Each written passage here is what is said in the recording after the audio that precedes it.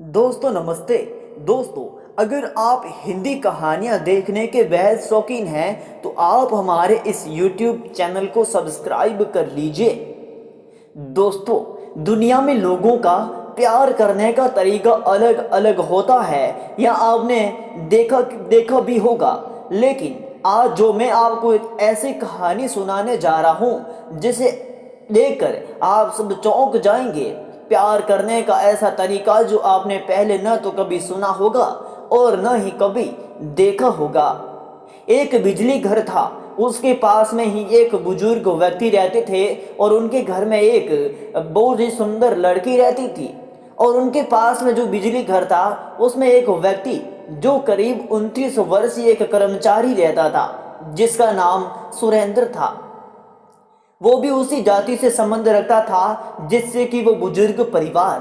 तो इस नाते सुरेंद्र का आना जाना लगा रहता था। इसी क्रम में उस लड़की और सुरेंद्र के बीच प्यार की चिंगारी उठी और धीरे धीरे आग जलने लगी। दोनों लोगों में प्यार का भूत ऐसा चढ़ा कि अब एक दूसरे से मिले बिना रह नहीं जा रहा था। कभी कभी बुजुर्ग परिवार से समाचार पूछने के बहाने मिलने आ जाया करता था, लेकिन यह रोज रोज नहीं हो पाता था। सुरेंद्र और उसकी प्रेमिका अब प्रतिदिन एक दूसरे के साथ समय बिताने चाहते थे, लेकिन उन्हें आसपास के लोगों का भी डर था कि कोई देख लेगा तो क्या कहेगा। तभी सुरेंद्र के दिमाग में एक आइडिया आया, और आइडिया ऐसा कि कोई उसके बारे में सोच भी नहीं सकता।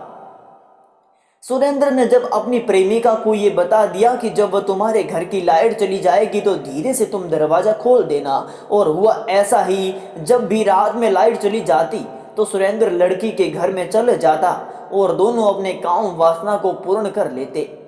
धीरे धीरे समय निकल रहे थे। सभी लोग ये जानते थे कि बिजली की कटौती चल रही है तो बिजली कट गई, लेकिन किसी को ये नहीं पता था कि बिजली जानबूझकर काटी जा रही थी।